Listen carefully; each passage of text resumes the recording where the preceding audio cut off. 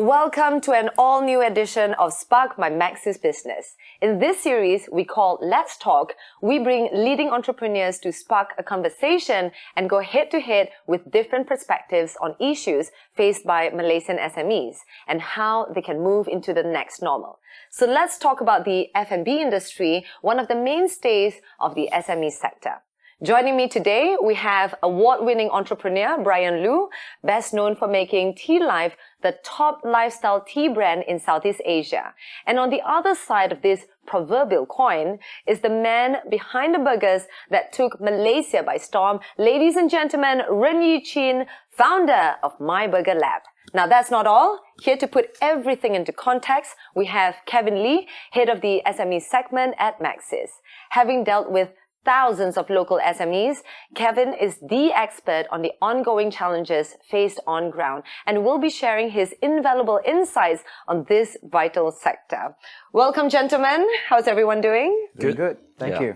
All right. Thank you so much for joining us here today. Now, the both of you, Bryan and RenYi, you have been in the F&B industry for well over 10 years now, and you have grown your brand into a well-known Malaysian brand with differing strategies, I must say. So for the past 12 years, Bryan, you have grown Tealive into a 760 store strong company, whereas RenYi, you took your time to grow and curate myBurgerLab, 6 stores in 10 years. So tell us about these different strategies. Perhaps, Bryan, you'd like to start first. So I think how we begin, right, about a decade ago is always about, our vision have not changed, which is to modernize the tea drinking experience everywhere we planted our stores. So at that time, we were competing with people from, teh tarik, mamak stores, where people already have a tea drinking experience and culture, but it's just not represented by a branded name. So what we did is we recognized that that we need to expand fast and hard to grow the network stores so that eventually we can nurture out these modern tea drinking cultures in Malaysia community. Mm-hmm. And RenYi, do you think that is not a strategy that would work for myBurgerLab to expand hard and fast? Because you took your time, 6 stores in 10 years, to slowly curate every single detail of your brand. I think, to be fair, there are multiple strategies that can be employed. For me personally, I look at the greats of burger in the burger world, like In-N-Out and Shake Shack, and I realized that before they were known to be what they are today, they took that 5, 10, 15 years sometimes to build a very, very strong foundation in terms of their philosophy for burgers, their culture, their values, and then only then they started expanding. Yes, exactly. So I thought, hey, look, that is where I want to be. And since this burger greats have been doing that, I want to practice that as well. And I realized that there are a lot of businesses out there in Malaysia, and I'm quite sure you've seen that they have expanded too quickly, and they're not able to sustain that growth, and then they collapse very quickly. So when you look at the world of bubble tea, right, we are competing. It's most competitive industry in the world, or at least in Asia. So, we have no choice but to really outgrow our competitor in the marketplace in order to get to where we are today. Actually, I'm interested to know what makes you different compared to some of the bubble tea players out there who, I think in the last 3 years, we saw there was a huge bubble tea trend and a lot of them collapsed, overnight. So what made you different? So I think few things that I think we believe that we done correctly. One is really focus in growing our own corporate stores versus our franchise model. So today we still own about 70% of our total network stores. And another thing that we believe that we done right is the format. So today when you look at Tealive as a format, right, the smallest store we ever built was just 50 square meter. And the largest store we ever built was 4,500 square meter. Any size in between, we can put up the stores. So because of the flexibility of sizes from very micro store all the way to a big drive-through, any size in between we can put up a store, right, is very vibrant. It allowed us to continue penetrate the market in various size of format. I think that's one of the reasons why we're able to kind of outgrow the competition. Amazing. Yeah. But when in terms of burgers as well, don't you think it's also a trend where you have to move in hard and fast? Because there are a lot of competitors growing within this past 10 years. So don't you want to be ahead of the competitors and, build your business? I think that while that is the case, but you have to think back to 10 years ago in 2012 when we first started this burger trend, right? That no one else was doing what we were doing. And what were we doing that was different was we were focused a lot on not just the burgers, the products, but the culture, the values that we believe in. And we openly talked about it, or we openly show off it to some extent. And I think that's where it kind of clicked with our target demographic, and they started responding to it. And I realized that, hey, look, we have that chance to be a bit of a what they call a cult brand, where you have people who love being associated with that brand. And I think that was what made the difference. I realized that, hey, look, since we have such a strong belief in our concept, we can take it slow and easy. We don't need the mass market strategy to say, hey, look, we're here, we are loud, we are everywhere. Not that that's a bad strategy, but for us, we said we didn't need to go down that route, because going down that route, you need a lot of backing behind you, a lot of capital behind you. And at that point in time, we didn't have that access. Or maybe what RenYi, what you say is right. No, there's no right or wrong strategy. What Bryan's trying to do is, he's trying to build a tea culture, drinking tea culture. When you want to do that, you need mass. You need to reach out a lot of people. The only way you can do it is to open store. And of course, I mean, when you started 10 years ago, the online wasn't really the culture. That's why the store become very important. But what RenYi is trying to do, you're driving a F&B experience. You're trying to go deep to create that experience. So you are taking a different route, and you try to create a better experience every time the customer come back. Actually, what you pointed out was a very good point, which is he was trying to build a tea culture. I didn't have to. The burger culture already existed in Malaysia. I was trying to bring it to the next level. A very interesting point as well, Bryan. You mentioned about your store size ranging from very small to very large, 4,000 over square feet. Analysts have reported that they foresee store size to be smaller in the near future, smaller in size. So would this be something you're looking at into the future? And RenYi, I believe that I've heard that you are expanding your stores as well, right? And you believe in the whole customer experience of dining in. Like, do you think your stores next time would move into that culture of becoming smaller as new trends in F&B industry take over, with the drive-through, drive-in, takeaway business? So I think we started as a small stores, like micro stores. Our first outlet was just 150 square feet. So along the way, and then we went up to a street level, shop lots, store format and all this. But essentially, I think going forward in the new normal, right, we believe that store will be in bigger formats. I wouldn't say that, at least to our level is going forward, there's no more kiosks. Because we believe that kiosks, there's only so much you can do between the stores. So I think what we believe the future model going to be like, it will be at least a street level store, 1,000 square feet, that equipped with hot kitchen. So with hot kitchen, we can elaborate our menu. We can span our menu from all the way from drinks all the way to even hot fruit. So I think that's the future of our format that we're looking at. Okay. And really, you believe in the whole experiential value of dining in. So you're looking into expanding bigger stores, more stores in the future. Is that your strategy moving forward? Well, to be fair, I think coming in here, we were talking about myBurgerLab only. But a lot has happened in the last 1.5 years during the COVID period. In fact, we have developed a kiosk-style version of myBurgerLab, which is called Chicken Buns. So what we learned from building myBurgerLab and what legacy issues it had, we tried to trim off those legacy problems and say, hey, look, for example, beef is on the rising cost. It is difficult to cook and keep for a long period of time. So we actually did away with that. And we said, let's do a chicken burger only joint. And alongside with that, we serve hot dogs. But it allowed us to have very small footprint and be able to have less staff and churn out quicker. So for locations that allow for us to have a kiosk style, we will put the chicken buns there. For locations that we believe we can serve a more restaurant experience, that's where we will go slightly bigger. I think the other thing that is fueling this desire to scale is that we made certain commitments prior to COVID, which is we want a bigger kitchen. So when it comes to building a business, a restaurant business, you either have your own centralized kitchen or not. And if you don't have a centralized kitchen, you will be relying on your suppliers to provide you the goods, and you only work on the operation. Great brands like A&W, Nando's, Manhattan Fish Market, they do that. For us, we have our own centralized kitchen. And when you have your own centralized kitchen, it's an invested cost. And it can only supply up to X amount of stores. So we need to hit 6-7 stores before we say, hey, look, that central kitchen is already overused, over capacity. We need to go to the next step. And when we go to the next step, we need to say, all right, this new centralized kitchen can serve up to 20 stores. And I need to plan to open my stores to reach 20 stores within a short span of time. Otherwise, that central kitchen will be underused. Very interesting. I think those are a lot of insights from both brands. I believe a lot of new and upcoming F&B operators they probably take both of you as their role model, their idol. Like, hey, I want to be like Bryan, open up hundreds of stores, or I want to be like RenYi.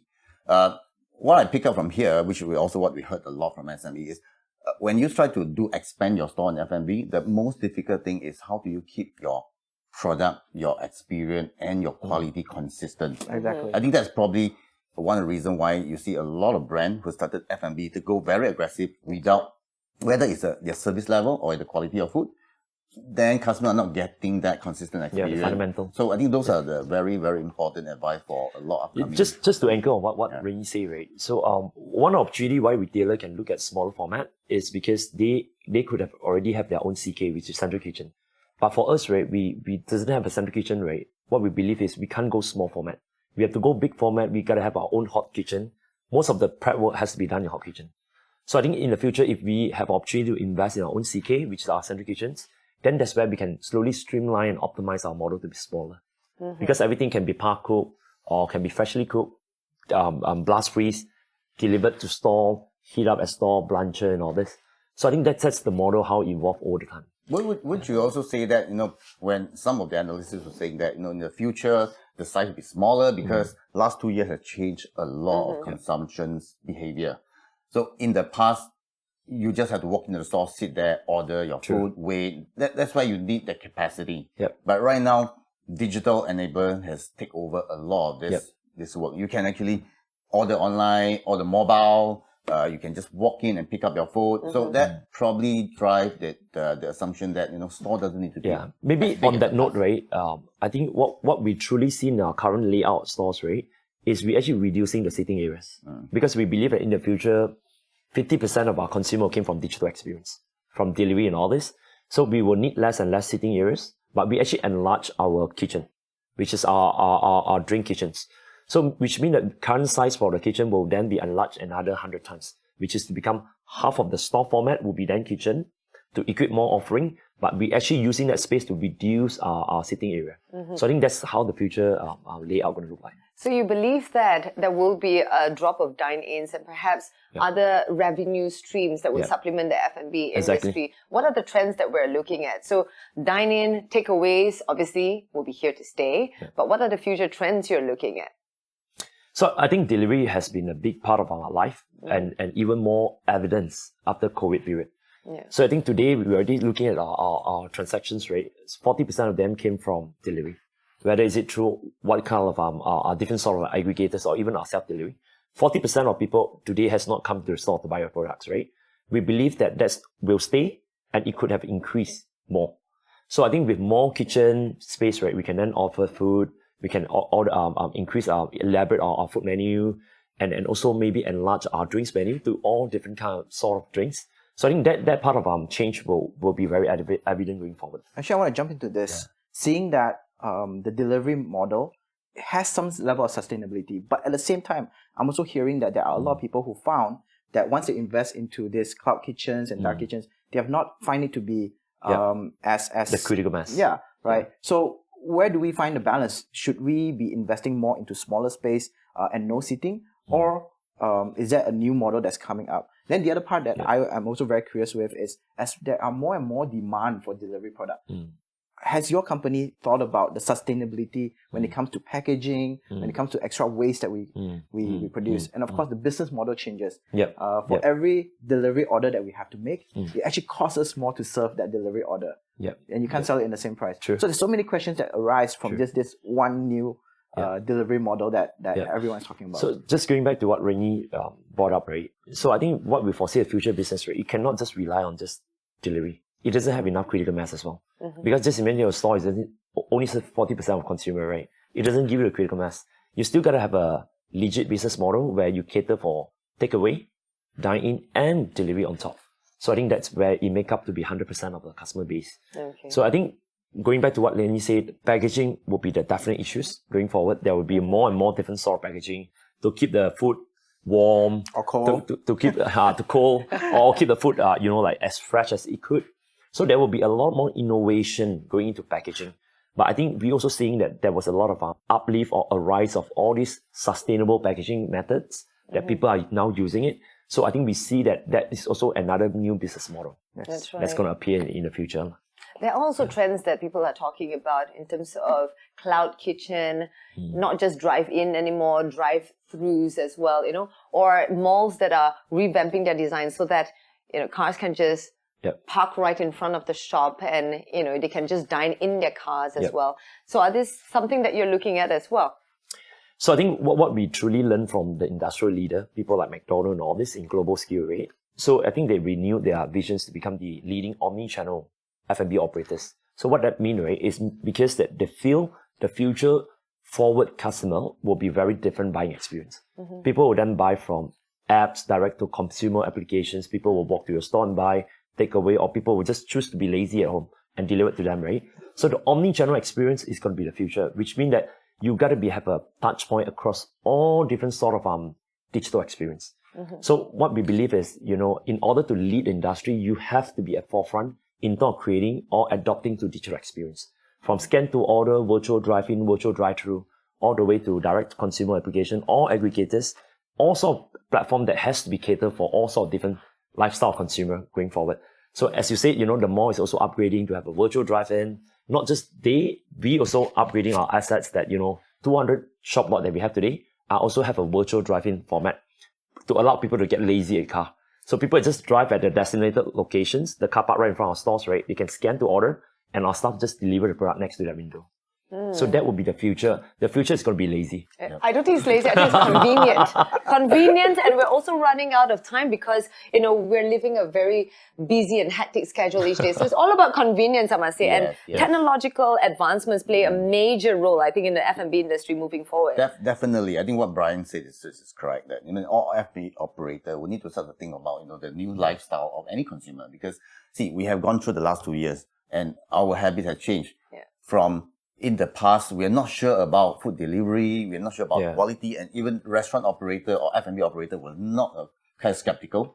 Right now, everyone is doing it. So when consumer habit has changed, everyone wants to have a new experience. So what he mentioned is, even today, in the near future, you're going to walk in the restaurant or buying anything, you can pre-order.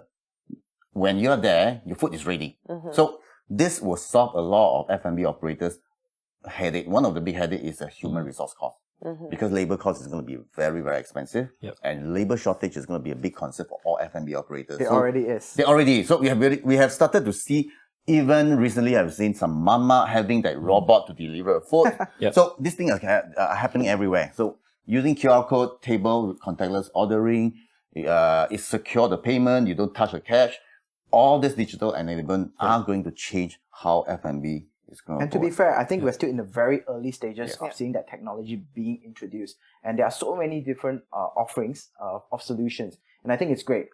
But one thing to emphasize on is the fact that a lot of us who have been in the business for more than 3, 4, 5 pre-pandemic years, we really have to relook into our business model to see in the future, do we still have a place? If not, then we need to rework our business model. Because up until last year, 2021 mid-year, I was still believing to some extent that, hey, look, it's going to go back to normal. But as I see the behavior not shifting back to where it was pre-pandemic, it hit me and said, hey, look, you got to do something. It is, as Bryan pointed out, it's going to be omni-channel reach to all your customers. That's right. In fact, for the many SMEs that are tuning in right now, some of them have posted questions for both of you. Perhaps let's take a look at the first question. All right. Sure.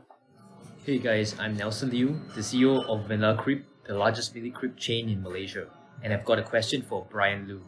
What is your best and the worst business advice that you have ever received? So that was a relevant question by Nelson. What do you have to say, Bryan? So I think the best advice I've ever gotten for the last 2 years is really about, entrepreneurship in F&B is like a marathon. We need to keep ourselves fit and in a pace of like a jogging spirit, right? You got to jog all the time so that, when you look at the target, you can sprint. Or when you look at a hurdle, you can stop right away. So we believe that, the key victory in F&B is always in the pace. The worst advice I gotten last 2 years is when people told me that don't worry because it will back to normal. Where, don't worry about, things will get normalized, especially when it comes to delivery. So actually delivery never normalized. Every time everything that's normalized is go to next phases. So I think what we believe is the omni-channel experience is cannot be avoided. It's inevitable. If you don't plan it now today, you will be then die standing maybe 2-3 years down the road thinking that, delivery will go back to normal or even normalize and people start going back to stores. That's right. So be agile enough to constantly adapt to the changing trends because it's here to stay. As in the changing trends will continue to change and that will be the new normal to adapt. So what I believe is don't try to bet on certain channels, just making sure that we are at all channels, from dine-in to takeaway all the way to delivery or even your self-platform. So if it can be all well-versed in all platforms, right, you are more able to weather through different kind of situations going forward. That's right. Thank you very much, Bryan, for taking that first question. We do have another question from another SME. Let's take a look. Hi there. I'm Victor from Joby Peanut Butter, and I have a question for RenYi, which is, how do you keep yourself energized during your downtimes, physically and mentally, when you're running your business and in your everyday to-day life? That's a very good question from Victor, because I believe it's all about work-life balance at the end of the day, isn't it? It's not just about all work and no play. How do you keep yourself energized, especially during downtimes? Because I'm sure it's not all day, every day. We wake up and we can't wait to go to work. So how do you keep yourself energized? Well, to be fair, I am not a believer of work-life balance personally. I believe that work is life, life is work, because I do enjoy my work. But I'm not saying that every day I look forward to work. There must be some level of rest and, more importantly, play. So I have to quote a good friend of mine who reminded me, look, you can take your off day, you can sleep 12 hours just to re-energize your body, but without the play part. And as children, right, play is where you recharge mentally, spiritually. I believe that one not just needs rest but play. So for me, play is very important. Whether it is hanging out with my friends, playing board games, whether it's playing ultimate frisbee, swimming, all this re-energizes you on the spiritual sense. So I actually forgot to do this for the most part of COVID. The first year it was just constant battle. But 2021 it was really weary. I was like unhappy. I was just tired all the time. Then I realized, hey, I needed to do something. So keeping good friends around, that's step one. Because your friends are there to remind you, hey, look, you're burning out. Right? Because sometimes as entrepreneurs, we forget and we have that responsibility to be there all the time, to be at the forefront leading the team, and we cannot show the team that we are lacking in energy. So for me, thankfully, I have a very lovely girlfriend who reminds me to take the break when I need to. I have friends that says, hey, look, let's go out, yum cha, and then we do that. And that's how I've survived over the years. And in fact, more than anything else, the last 2 years. Thank you very much, RenYi, for sharing with us your thoughts. And perhaps Kevin will hit to you for any concluding words. Yeah, it's very interesting to have both Bryan and RenYi today. I think a lot of Malaysian F&B entrepreneurs are very, very keen to really learn a lot of things that I've shared. I guess today, my takeaway that I probably want to share with the rest of SMEs, when you are trying to now either restart your business after the COVID or you're trying out a new venture of F&B, is interesting, but you're going to stay agile. Very important. And one thing I pick up today is understand multi-channel, omni-channel, digitalization, all the technologies are going to help F&B to now go through the new norm. I think that is something that all entrepreneurs need to know. That's right. Thank you very much, Kevin, RenYi, and Bryan as well for taking the time to speak with us here today and impart such great advice, which I'm sure our audiences have enjoyed. It was a great discussion indeed. Join us at the next Spark Conversation by Max's Business. We'll see you there. Stay safe.